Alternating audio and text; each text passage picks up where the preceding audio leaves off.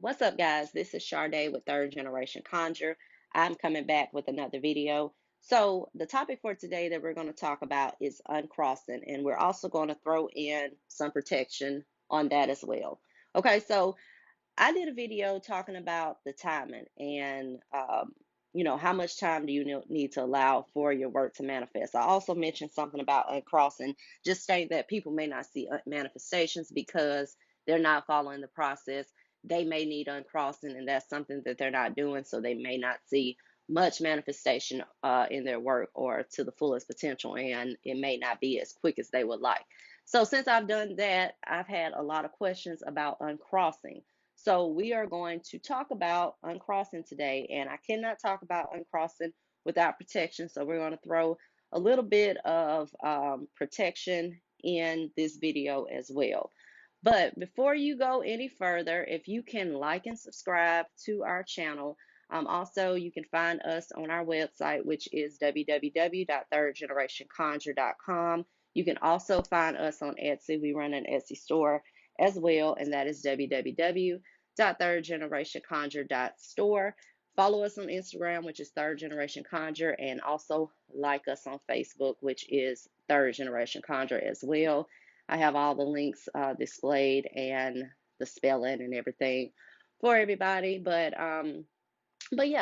if you do not know who we are, like I said, my name is Sade.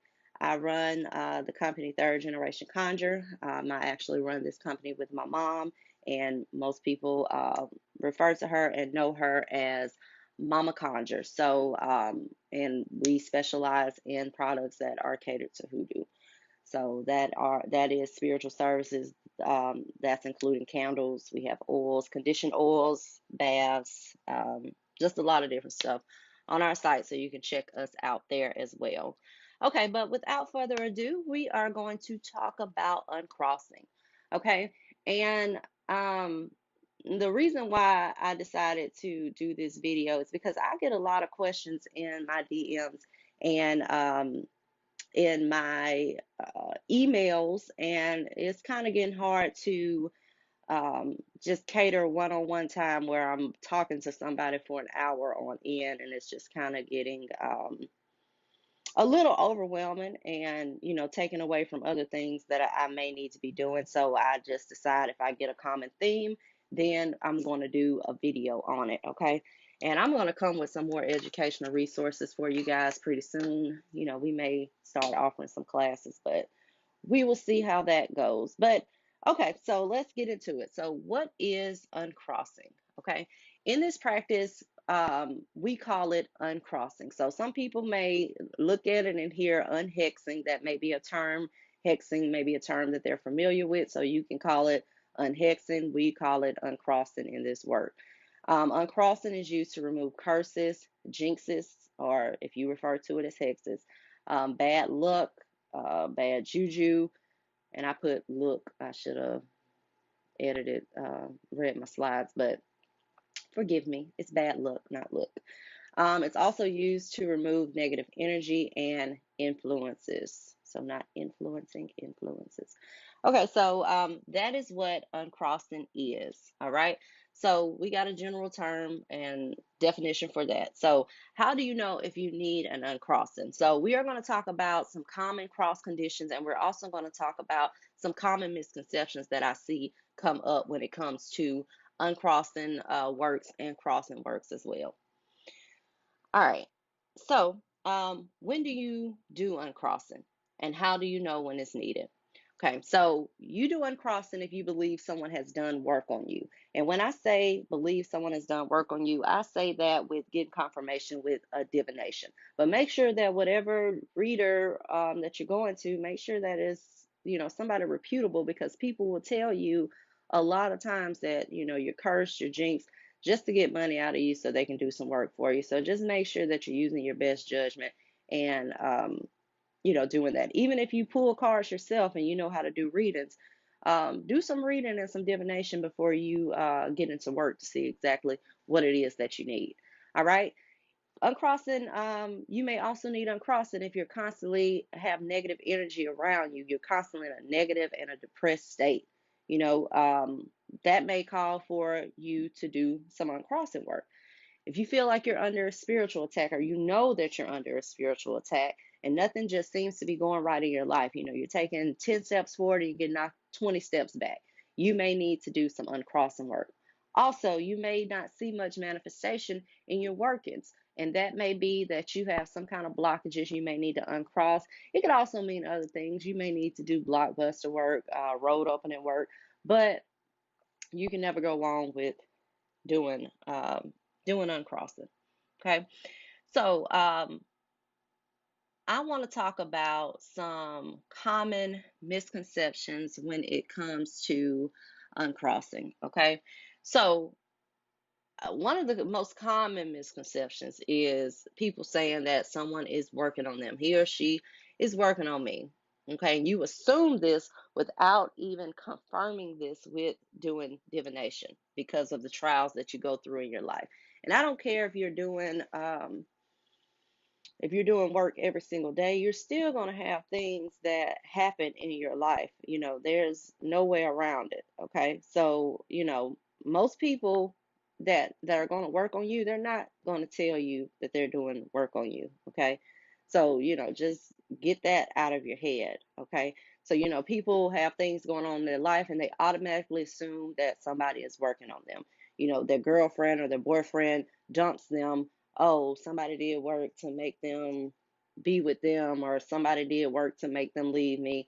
When sometimes they may just not want to be there, or it may be some issues going on in a relationship that you need to work on. They may need to work on themselves. You may need to work on yourself. Okay. So that's not always the case. You lost your job. You think you're cursed. Things happen in life. Okay. So don't automatically think someone is working on you just because you have different trials that you go through in your life, because sometimes those trials are blessings in disguise, and a lot of people don't sit there and look at it and say, hey, why did this happen to me? It may be opening up for something better. Okay. So and I also have people who say I got a reading and they told me I was cursed. So then what they do is, even if someone says, hey, I see that maybe you have a family curse, or I'm all about breaking generational curses, but you let that get in your head, and that is what you live your daily lives on. Okay, so you're like, oh, I'm cursed. Nothing's going to ever go right with me. I'm never going to find a husband or a wife.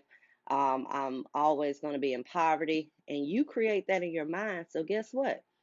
You are going to draw exactly what it is that you're creating in your mind and what it is that you're projecting out. Okay. So, make sure to get that out of your head. And I didn't put this on the slide, but one thing about it, if you feel like someone is working on you, especially people who are new and who are new to the practice, they're not versed in anything. They don't even know how to properly protect themselves. They automatically won't get back.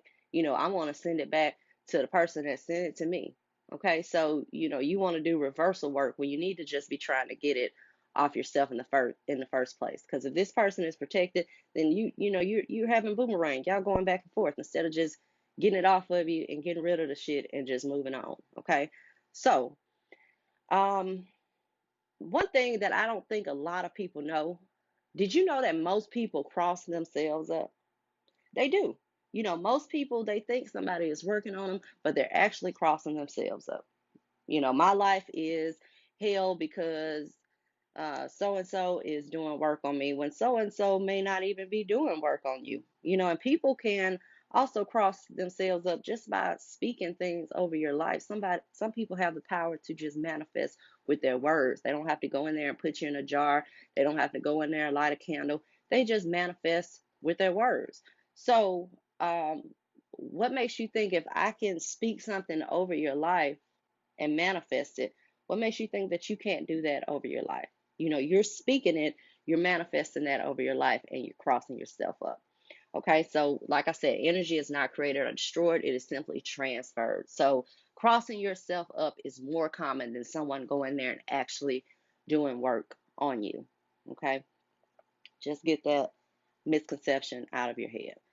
Okay, so we're going to talk about how do you uncross. Right here, I have our famous 13 herb bath. This has to be like the top seller on our site because I love the 13 herb bath and this is my go-to. Okay, we have Uncrossing bath too, and it's also good, but I usually recommend the 13 herb, especially for new people, because 13 herb is good for uncrossing, especially good, for cleansing and also protection. So you have that all in one, So, with the 13-hour bath, it's typically done in a span of 13 days. Okay. And that is for uncrossing. So, like I said, you have to be consistent in this work. So, if I say, hey, take a 13-hour bath for 13 days, you need to make sure that you're following that and you're doing it consecutively. Also, while doing that bath, a good psalm that you can pray is Psalm 91. Okay, so that's one way to do uncrossing. So I can't talk about uncrossing without talking about protection. Okay, so protection needs to be done in conjunction with uncrossing, and it should be done in conjunction with any of your cleanses as well. Okay, so fiery wall is my favorite for this. Okay, because fiery wall, you have protection oil, and protection oil is good. Fiery wall is just kind of like a bigger oomph. It's just another layer of protection. It's like a double layer of protection. Okay, so I tell people too, after they get out of their 13 herb bath, to and I got a video telling you guys how to do the bath, but after you get out your 13-hour bath, then you can air dry. And I tell people to anoint with fiery wall. Now, fiery wall is a pretty thick oil because fiery wall oil has a base of castor, so it's going to be on a thick consistency. So it's going to be kind of greasy or hard to anoint your body with that. So I tell people, a good way to do that is take some of the fiery wall, put it in your lotion, mix it up, and then put it on your body and anoint with that. So that is your conditioned oil, because anytime that you're doing any kind of cleansing, especially any kind of uncrossing,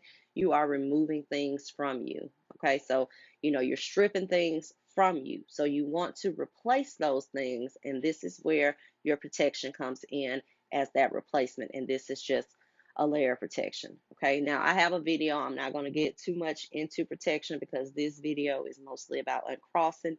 So I do have a video where I talk about the different layers of protection, because protection work is not just taking a bath and anointing with your oil. There's protection work that you can do in your home. There's ritual work that you can do with your candles. That's railroad spikes, putting down brick dust, putting down fiery wall powder, different layers of protection, because you need layers of protection and you can never have enough layers of protection. So, yeah, so that was basically all that I wanted to talk about, for this video. But once again, just make sure that you like and subscribe to the channel. And like I said, if you need any kind of supplies or anything, those are our links to our website. And those are our links as well for our Instagram and also our Facebook. But until next time, guys, I will talk to you later. Bye bye.